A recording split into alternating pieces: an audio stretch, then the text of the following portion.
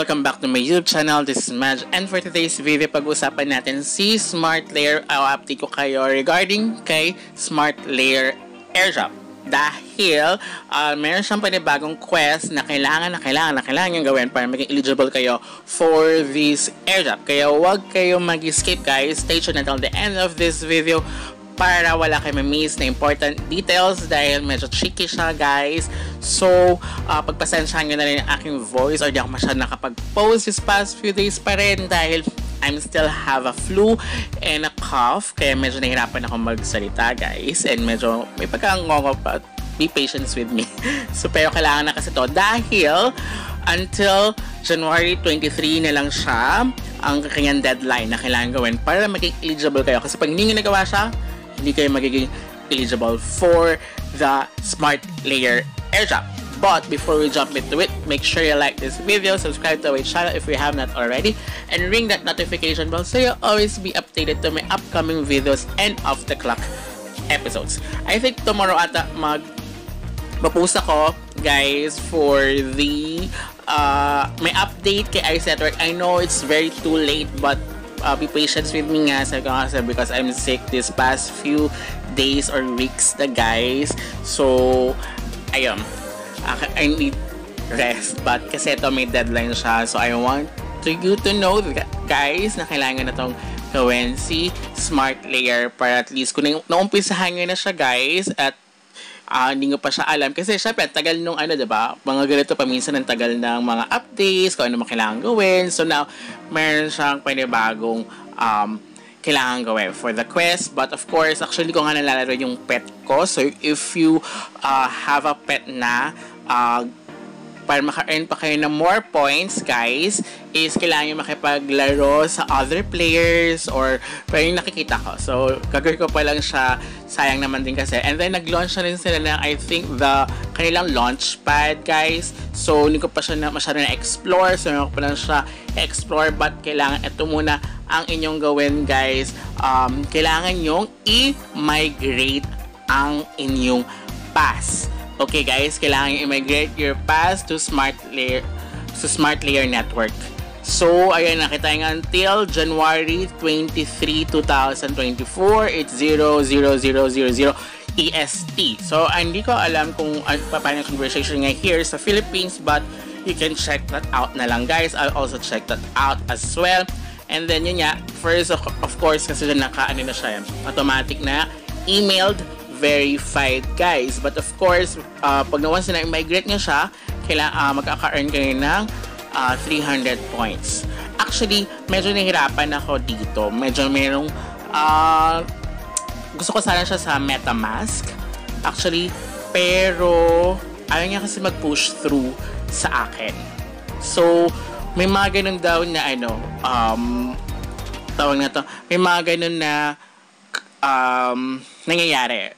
Pero, kailangan papalitan, yun nga lang, kailangan siya palitan. Hindi ko siya magawa sa aking laptop or sa aking desktop. I think just because of my firewall. Before nagawa ko siya. Pero ngayon kasi once na in-open ko siya, ayaw niya nang ma-open. So, I need to do this sa aking mobile phone. Pero, ito-try ko pa rin siya kasi gusto nga talaga is for the MetaMask kasi kapag like sa launchpad nakita ko sa mga nagpo-post through FB about SmartLayer launchpad is ayun nga may mga pwede kang gawing activities out there so pero limited lang yung slots kaya gusto ko sana is MetaMask na kaya lang nag-error daw siya through MetaMask pero yung iba naman is naka-push through ginamit nila yung kanilang MetaMask wallet. But, of course, you can do it. But, if not, guys, I will try kapag ayaw nga dito, gagawin ko siya offline. So, try ko pa rin siya kasi nga mas okay, mas convenient for me ang MetaMask. Para sabi kasi nila, the second option, it will be the Joy ID Passkey. But, hindi pa kasi ako familiar kay Joy ID Passkey. So, yun na yung ginamit nung karamihan for the migration of their pass. Okay, I'll be back guys. A few moments later. Ayan guys, ayaw niya talaga But of course, dahil it's limited time only. So, ginamit ko na, as you can see, app.joyid na yung gagamitin ko for this one. So, dapat pala in-install ko siya. Hindi ko pala siya na-install. So, anyway, hanapin ko na lang siya. And then, ayan. So, yun na yung ginamit ko for this one. I think ito na yung gagamitin ko for the launchpad. Para synchronize, kasi kadalasan ganoon naman, di ba? Mahirap kasi kapag hindi sila synchronize. Ewan ko lang dito, I think wala ito sa Philippines itong kasi tinatry ko itong Apple ID and Apple Wallet or Google Wallet. So, as you can see, nakagawa na ako niyan. So, ayan, di ba? So, I don't know, pero kapag tinitingnan kasi siya sa Google Play Store, ang sinasabi kasi is hindi siya pwede sa Philippines or not available in this country. Yun yung sinasabi niya. Kaya, I don't know. Kaya siguro hindi ko siya tapos. Let's hope na okay siya. So, I don't know. Yun nga lang. Yun na lang yung task or quest na hindi ko pa nagagawa for the Smart Layer. Kasi sayang din naman din kasi the more points, I think kasi doon na sila sa pointing system. Even if you play ito yung cat sila, as you can see, you can get a lot of points. So, kaya marami naglaro nito, and then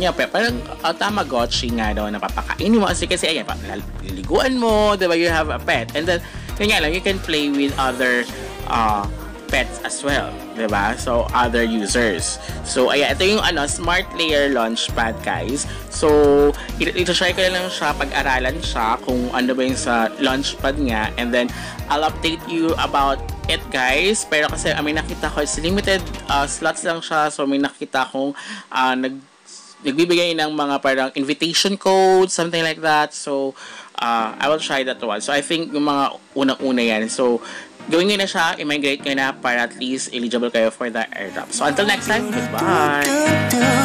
Let me know.